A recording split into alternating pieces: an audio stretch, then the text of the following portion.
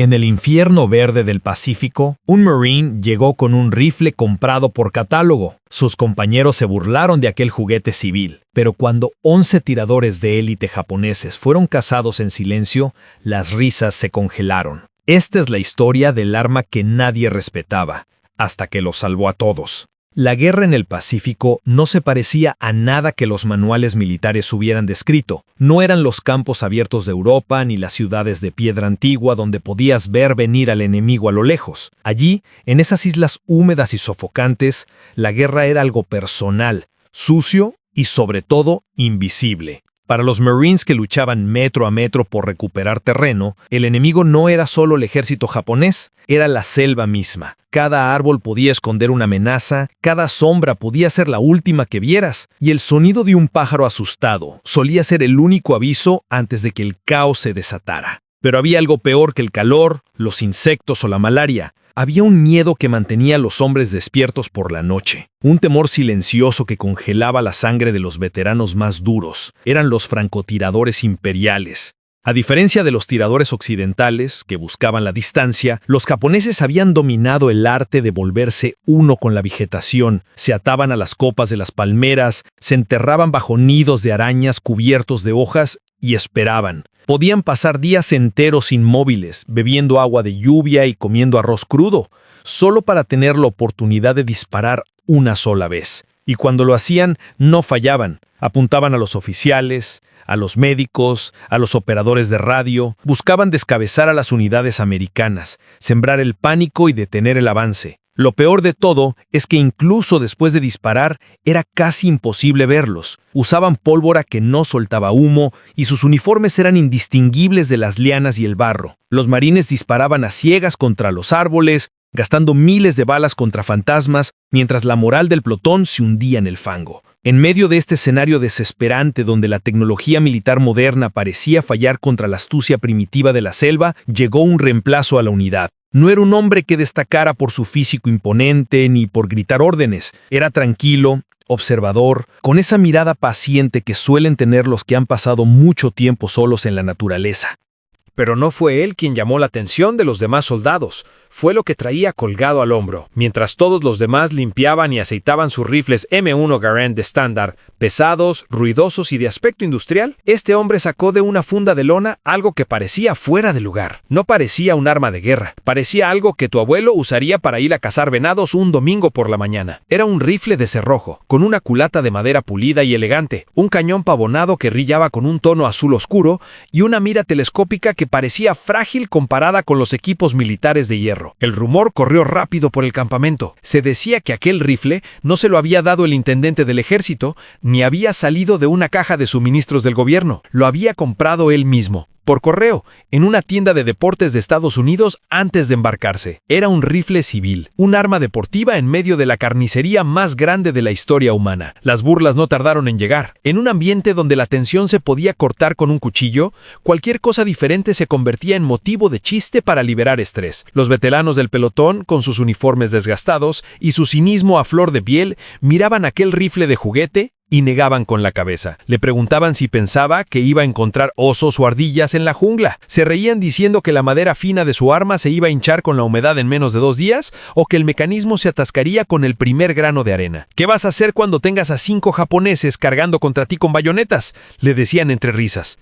Vas a disparar una bala y luego tendrás que pedirnos ayuda mientras recargas esa cosa antigua. Para ellos, la guerra moderna se trataba de volumen de fuego. El M1 Garand era el rey porque podías disparar 8 tiros seguidos tan rápido como pudieras apretar el gatillo. Llevar un rifle de cerrojo donde tenías que hacer una pausa manual después de cada disparo para meter otra bala parecía suicidio. Lo veían como una excentricidad, una arrogancia de alguien que no entendía la brutalidad del combate cercano. Se burlaron de su compra por catálogo, llamándolo el cazador de ofertas y haciendo apuestas sobre cuánto tardaría en tirar esa basura para agarrar un rifle de verdad del suelo. Sin embargo, el hombre no respondía a las provocaciones.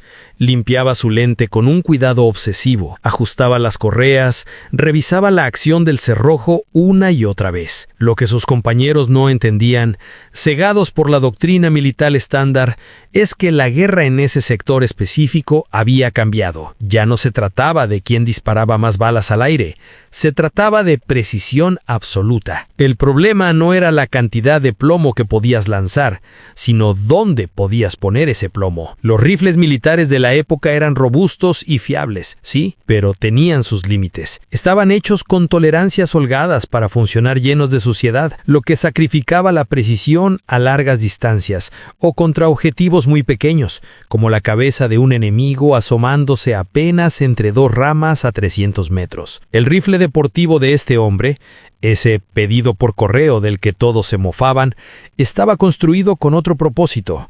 Era un instrumento de cirugía. El cañón estaba ajustado a la perfección, el gatillo era suave como la seda, y no tenía el recorrido rugoso de las armas de infantería. En las manos adecuadas, no era un arma, era una extensión de la voluntad del tirador. Él sabía algo que los demás ignoraban. Para cazar a otro cazador, no necesitas una ametralladora que sacuda los árboles.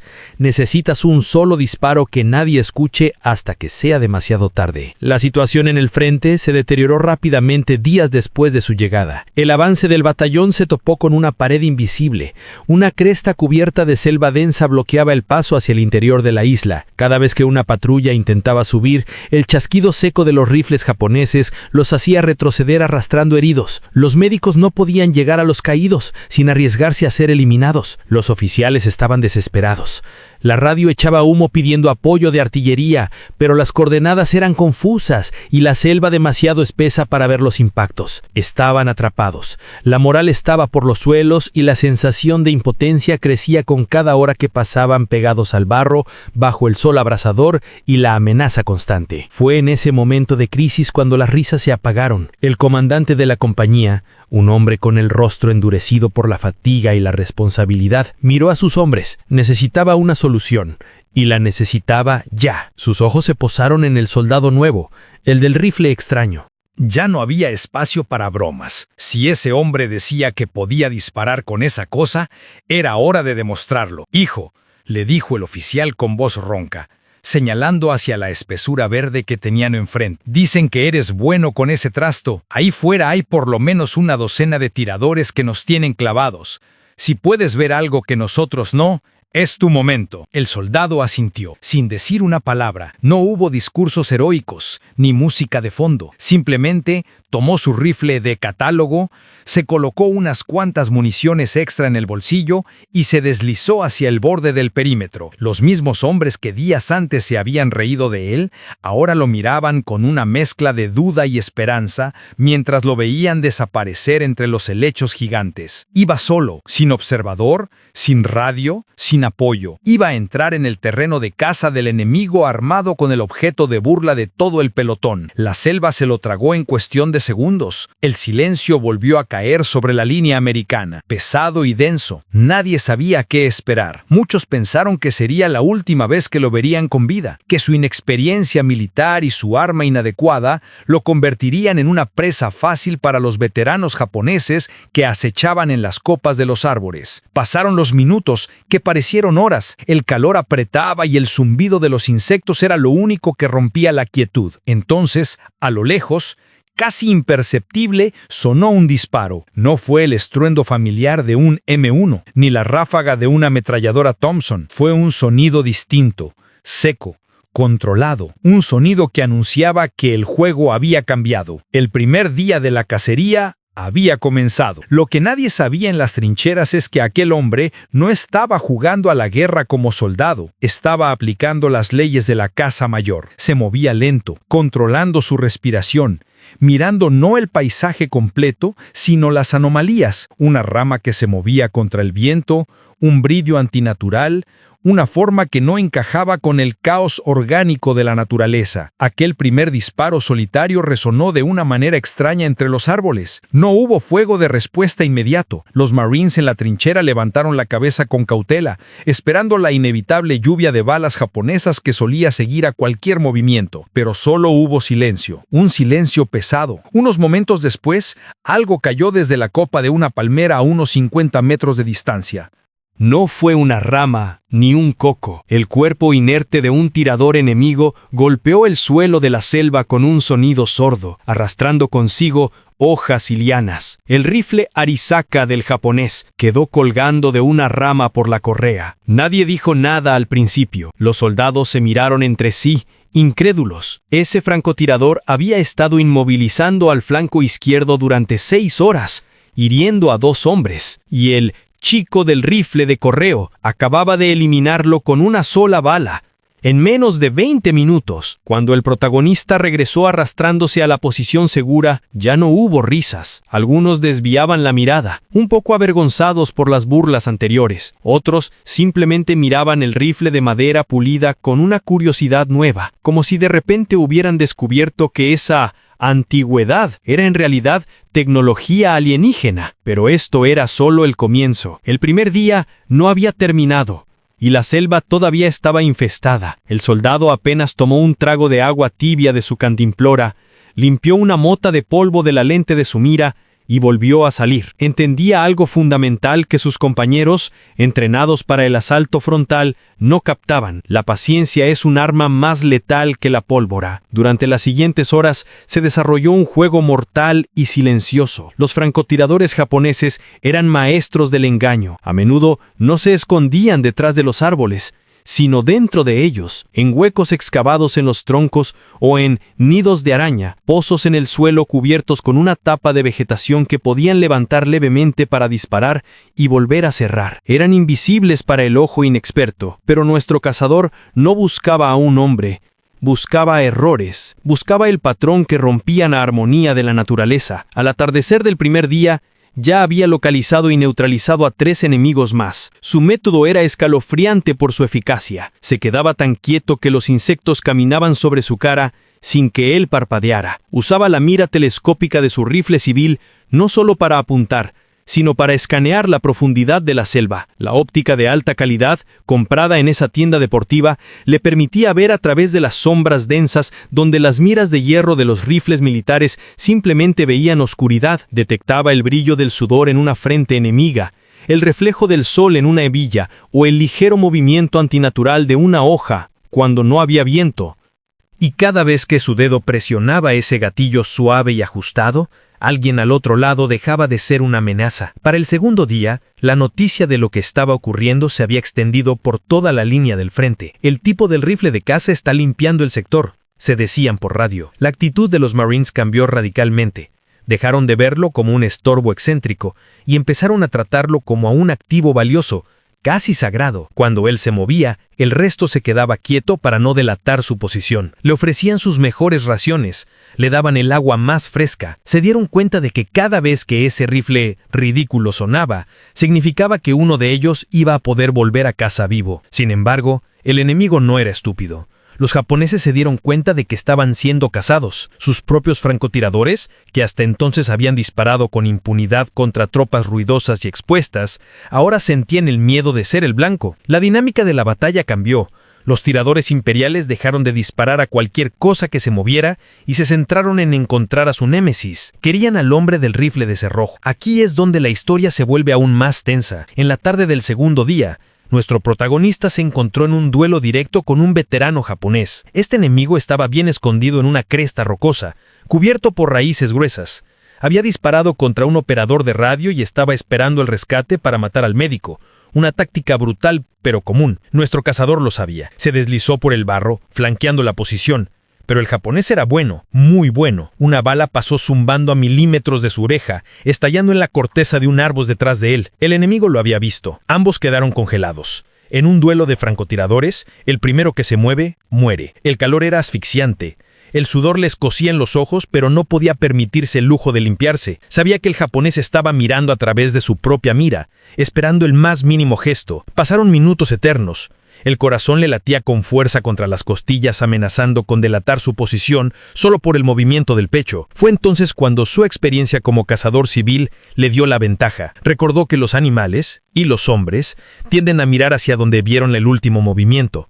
Con una lentitud agonizante, tomó una piedra del suelo y, aprovechando el ruido de una ráfaga de viento en las copas de los árboles, la lanzó lejos, hacia unos arbustos a su derecha. El arbusto se movió. Fue un truco viejo, casi de libro de texto, pero en la tensión del momento, el instinto humano traiciona. El francotirador japonés giró levemente su rifle hacia el movimiento del arbusto. Ese pequeño giro expuso su perfil por una fracción de segundo entre las raíces. Fue todo lo que necesitó. El rifle deportivo rugió una vez más. El disparo fue perfecto. La amenaza en la cresta fue neutralizada. Cuando los marines subieron más tarde para asegurar la zona, encontraron al tirador japonés con un impacto preciso, imposible para un arma estándar a esa distancia y en esas condiciones de luz. Revisaron el cuerpo y encontraron marcas en su rifle que indicaban que era un oficial de alto rango, un instructor de tiradores. Había cazado al maestro de los cazadores. Al llegar la noche del tercer día, el recuento extraoficial era de 8 bajas confirmadas, pero no eran 8 soldados rasos, eran 8 especialistas,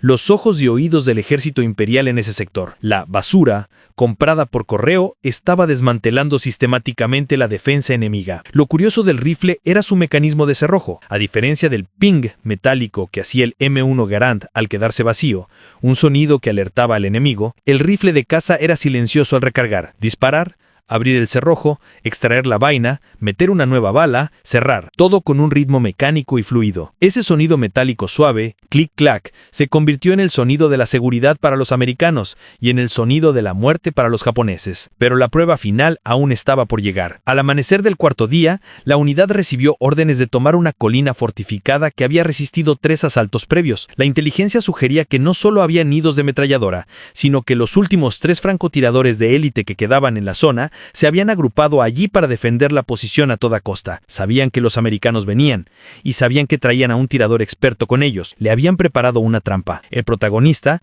con el rostro manchado de carbón y barro, revisó su munición. Le quedaban pocas balas de su reserva personal. Las balas militares estándar no funcionaban bien en su rifle de precisión.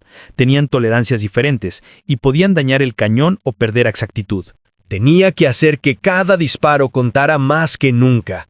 Miró a los hombres a su alrededor. Ya no había sonrisas burlonas, solo rostros de respeto y dependencia. Un joven soldado se le acercó y le ofreció un trapo seco para limpiar su mira. «Dales duro, amigo», le susurró. Con el peso de la responsabilidad sobre sus hombros y su fiel rifle en las manos, se separó del grupo principal una vez más. Se dirigía hacia la boca del lobo, hacia esa colina donde 3 miras telescópicas lo estaban esperando. Lo que sucedería en las siguientes horas no solo definiría el resultado de la batalla, sino que consolidaría la leyenda de aquel hombre y su extraña arma para siempre. Iba a ser un enfrentamiento de 3 contra 1 en terreno enemigo, y él solo tenía su astucia y ese trozo de madera y acero que había comprado por unos pocos dólares en un catálogo de correo. La subida hacia la colina fortificada era una trampa mortal, y todos lo sabían. La vegetación era tan densa que apenas dejaba pasar la luz del sol, creando un crepúsculo permanente y engañoso. Nuestro cazador avanzaba arrastrándose,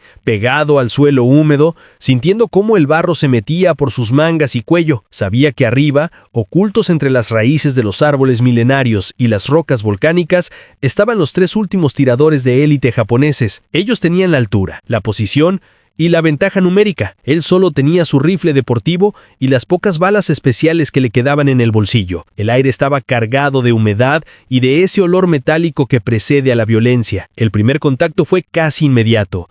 Una bala golpeó una roca a menos de medio metro de su cabeza, lanzando esquirlas de piedra contra su cara. El sonido del disparo llegó una fracción de segundos después.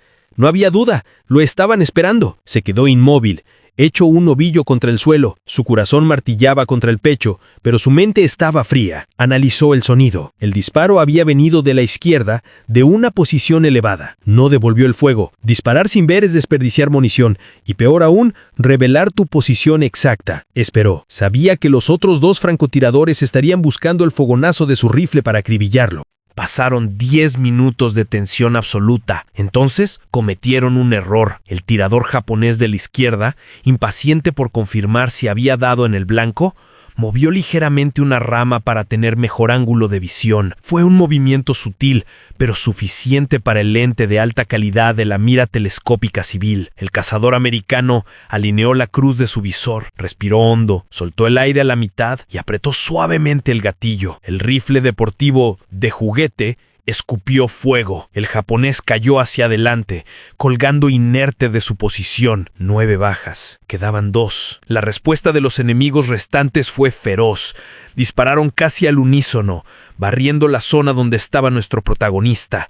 Las balas cortaban las hojas sobre su cabeza como si fueran cuchillas invisibles. Tuvo que rodar hacia una depresión en el terreno, manchando de lodo la madera fina de su culata. Ahora sabía dónde estaban los otros 2, uno en el centro, muy arriba, y otro a la derecha, flanqueando. Estaba atrapado en un fuego cruzado. Si se quedaba ahí, lo inmovilizarían hasta que pudieran bajar y rematarlo con granadas. Tenía que moverse, y tenía que hacerlo rápido. Usó una táctica arriesgada. Se arrastró hacia atrás, saliendo de su campo de visión, y luego corrió agachado, haciendo un amplio círculo hacia la derecha, moviéndose mucho más rápido de lo que un soldado cargado con equipo pesado podría hacerlo. Su rifle ligero, pensado para largas caminatas de caza en las montañas, era perfecto para esto. Mientras los japoneses seguían vigilando su última posición conocida, él ya estaba a 50 metros al costado, buscando un nuevo ángulo. Encontró al segundo tirador entre las raíces de un árbol baniano. El japonés estaba tan concentrado mirando hacia donde creía que estaba el americano que no vio la muerte llegar desde el flanco. El 10º disparo del rifle de correo resonó en la selva. El enemigo se desplomó sin siquiera saber qué había pasado. 10 bajas. Ahora solo quedaba uno. El duelo final. El último francotirador japonés era diferente. No disparó, no se movió. Entendió que sus compañeros habían caído y que se enfrentaba a un fantasma. Se hizo un silencio absoluto en la colina. Era el momento más peligroso. Un francotirador asustado comete errores, pero un francotirador paciente es letal. Nuestro protagonista sabía que le quedaba una sola bala en la recámara y tal vez 2 más en el bolsillo. No podía permitirse fallar. El sol empezaba a moverse, cambiando las sombras del lugar, jugando trucos a la vista. Durante casi una hora, ninguno de los dos hizo un movimiento. Era una batalla de voluntades. El calor era insoportable. Los mosquitos picaban sin piedad, pero rascarse significaba morir. El americano comenzó a escanear milímetro a milímetro la copa de los árboles más altos. Buscaba algo que no encajara, y entonces lo vio. No vio al hombre, vio el reflejo, un destello diminuto, como una estrella pequeña atrapado entre las hojas. Era el sol reflejándose en el lente de la mira enemiga. El japonés estaba apuntando directamente hacia su zona, pero el sol lo había traicionado por un instante. El cazador calculó la distancia. Unos 200 metros. Ángulo ascendente. Compensó la caída de la bala mentalmente. Sabía que solo tendría una fracción de segundo antes de que el japonés viera también el brillo de su propia mira. Era él o el enemigo. Inhaló profundamente, sintiendo la madera familiar de la culata contra su mejilla, esa madera de la que todos se habían reído días atrás. En ese momento no existía la guerra, ni el ejército, ni las burlas. Solo existía el objetivo. Clic. El percutor golpeó el fulminante. La bala salió girando a través del aire húmedo del trópico. El destello en el árbol desapareció de golpe. Se escuchó el sonido de algo pesado rompiendo ramas en su caída hacia el suelo. Luego, silencio. Un silencio profundo y definitivo. El protagonista esperó unos minutos más por si acaso, pero la selva le dijo que el peligro había pasado. Los pájaros comenzaron a cantar de nuevo. Se puso de pie lentamente con las piernas entumecidas y accionó el cerrojo por última vez para expulsar la vaina vacía. El metal caliente cayó al barro con un siseo. 11 bajas en 4 días.